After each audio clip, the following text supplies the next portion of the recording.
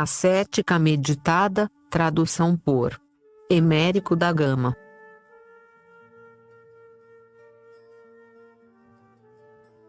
Capítulo 15. A crítica.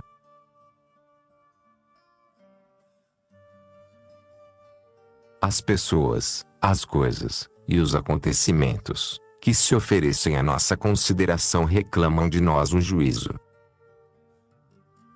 A parte mais nobre de tudo que o Senhor nos deu com abundância e generosidade assume uma atitude determinada em face de nós mesmos e do que nos circunda. A tua inteligência e a tua sensibilidade, como as minhas, medem e avaliam qualquer pessoa, coisa ou fato com que se encontram em contato. Esta capacidade de apreciação e de juízo aumenta em proporção com a profundidade da pessoa e a seriedade com que enfrenta os acontecimentos e vive a sua própria vida. Há uma maior riqueza interior, há uma consideração mais profunda das coisas e a um empenho vital mais sério corresponde, necessariamente, uma maior capacidade de apreciação e de juízo. Os insensatos e os frívolos, os que se perdem em pormenores ou vivem fora da realidade, os que não fazem nada ou fazem excessivas coisas, todos esses perderam ou vêm perdendo, para sua grande desgraça, o sentido do valor e do juízo. Deus nosso Senhor quer que sejas uma alma de critério, que saibas focar as pessoas, as situações, as circunstâncias e os acontecimentos com espírito sobrenatural e sentido prático da vida. É preciso que esta capacidade de apreciação e de juízo, cheia de sentido sobrenatural, aumente, e se purifique cada dia. Com semelhante capacidade de juízo cristão, sereno e objetivo, defendemo-nos de nós mesmos e dos nossos inimigos. Antes de mais dos da nossa alma. E aperfeiçoamos as nossas ações e o nosso trabalho, ajudando os nossos amigos na sua vida e atividades. Mas esta capacidade de apreciação e de juízo, que é tão necessária à tua vida e sem a qual dificilmente poderia imprimir à tua conduta a seriedade e vigor cristã, tem os seus limites. Mantê-lo e exercitá-lo dentro desses limites é aproximar-se de Deus. Quantas críticas sem medida cristã que te separam de Deus e dos outros, que te tornam inimigo de todos e que fazem que todos te evitem. Conheces bem o tipo do demolidor desapredado e cruel. Apresento-te uma galeria de espíritos críticos e pergunto-te: em qual dessas categorias poderemos ser incluídos tu e eu?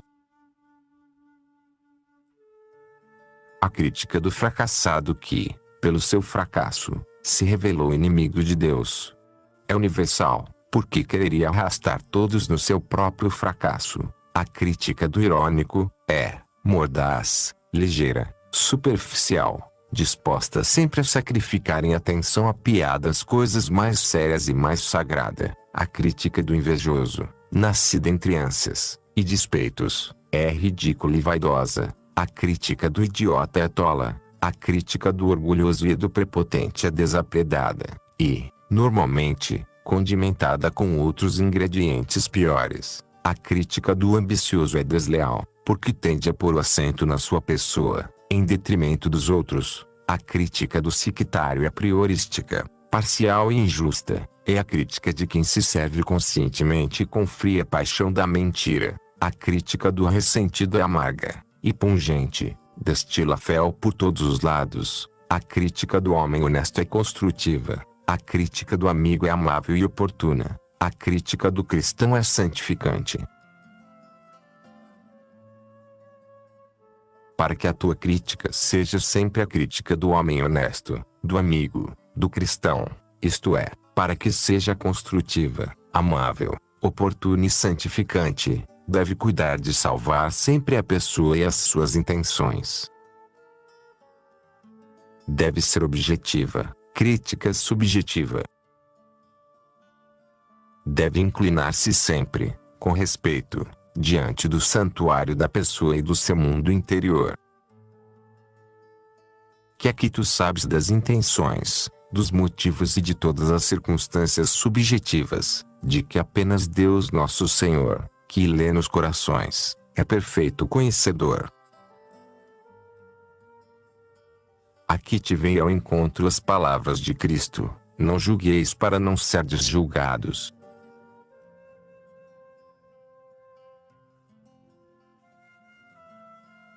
Semelhante crítica, profundamente humana, porque conhece os nossos limites, é profundamente cristã, respeita o que pertence ao Senhor, concilia e conserva a amizade, até dos adversários, manifesta-se em termos de pleno respeito e compreensão pela pessoa.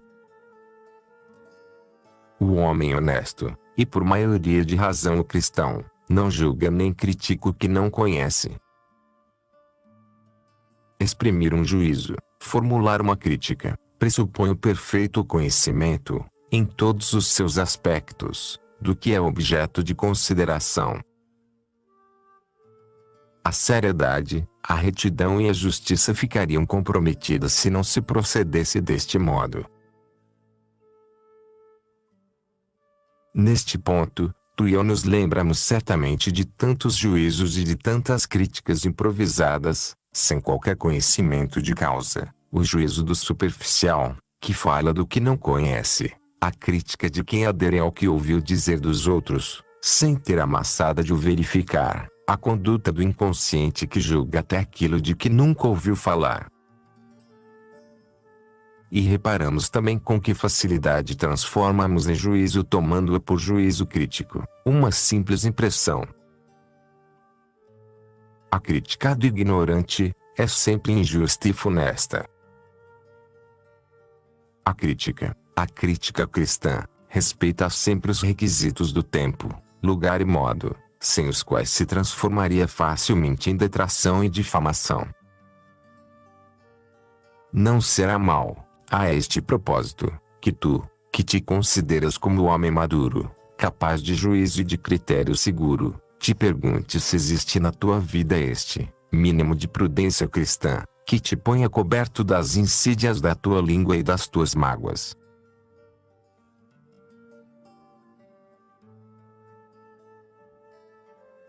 Falar sem pensar e escrever sem refletir pode ser perigoso para a tua alma, mesmo que te encontres na posse da verdade.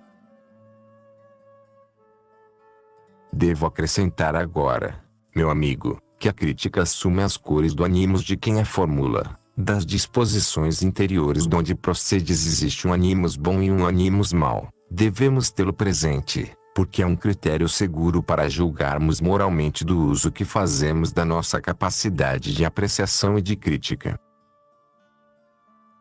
O fracassado, o invejoso, o irônico, o orgulhoso e o prepotente, o fanático, o ressentido e o ambicioso, tem um ânimos mau, não reto, que se manifesta imediatamente na sua crítica.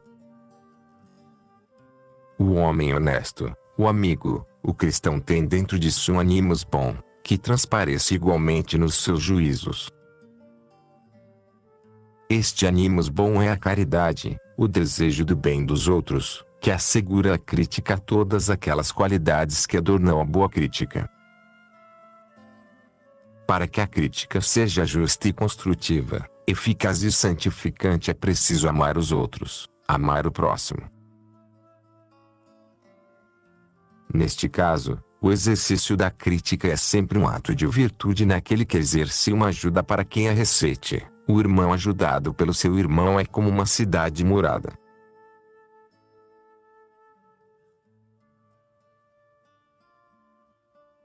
Saber se defender da crítica injusta e malévola é normalmente uma virtude, e quase sempre um dever. Saber aceitar uma crítica boa, além de ser uma virtude cristã, é uma prova de sabedoria. É sinal certo de grandeza espiritual saber deixar que nos digam as coisas e receber as advertências com alegria e agradecimento. Aquele que aprende a escutar e a perguntar irá muito longe, ao uso dos talentos que recebeu de Deus.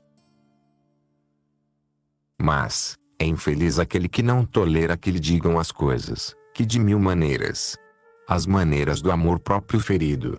Procura ferir e vingar-se daquele que teve a atenção e a caridade de lhe dirigir uma crítica honesta e boa. Tu e eu não devemos esquecer nunca que todas as coisas que fazemos mal devem ser bem feitas e que todas as coisas que fazemos bem podem ser mais bem feitas, e para isso, devemos poder contar, não só com a nossa boa vontade, mas com a crítica. Mas também não devemos viver excessivamente preocupados com a crítica, com o que dirão. Uma preocupação excessiva e pusilânime poderiam cortar-te as asas e levar-te à inibição. A crítica ligeira e invejosa, a crítica mexeriqueira e superficial deve ser ignorada. A este propósito, devo dizer-te que quem não faz nada não é alvo de qualquer crítica, porque a gente, não sei o motivo, raramente critica a omissão.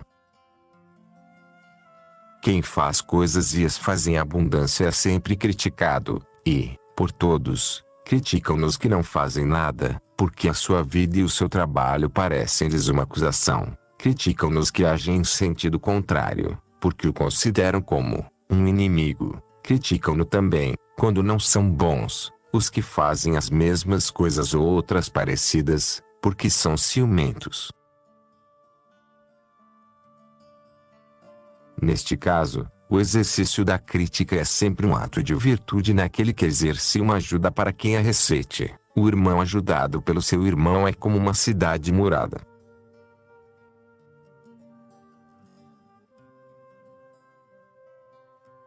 Saber se defender da crítica injusta e malévola é normalmente uma virtude, e quase sempre um dever. Saber aceitar uma crítica boa, além de ser uma virtude cristã, é uma prova de sabedoria.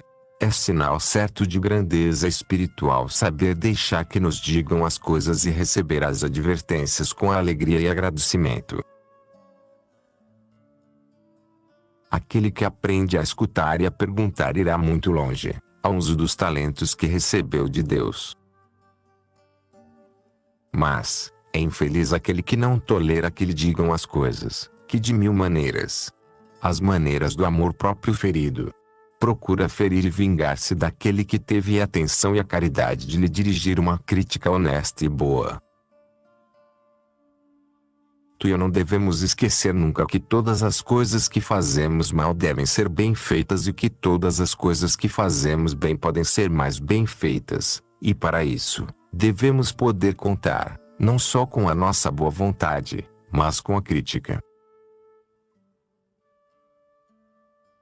Mas também não devemos viver excessivamente preocupados com a crítica, com o que dirão.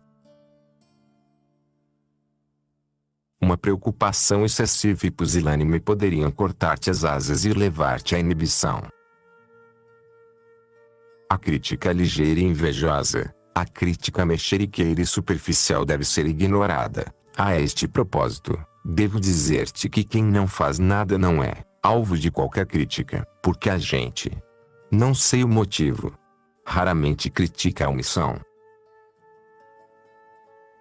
Quem faz coisas e as faz em abundância é sempre criticado, e, por todos, criticam-nos que não fazem nada, porque a sua vida e o seu trabalho parecem-lhes uma acusação. Criticam-nos que agem em sentido contrário, porque o consideram como um inimigo. Criticam-no também, quando não são bons, os que fazem as mesmas coisas ou outras parecidas, porque são ciumentos. Muitas vezes depararás na tua vida com este paradoxo. Deves fazer-te perdoar, no que fizeste de bom e no que realizaste com o teu suor por todos aqueles que não fizeram nada de bom ou nunca trabalharam. Noutras ocasiões, ver-te-ás injustamente atacado por aqueles que não concebem que se possa fazer nada de bom sem sua ajuda. Sorri com elegância e continua a trabalhar. Não te esqueças de dar graças a Deus por todas as coisas, e, sobretudo pela crítica honesta e boa, amiga e cristã. Deves dar graças a Deus e a quem te adverte.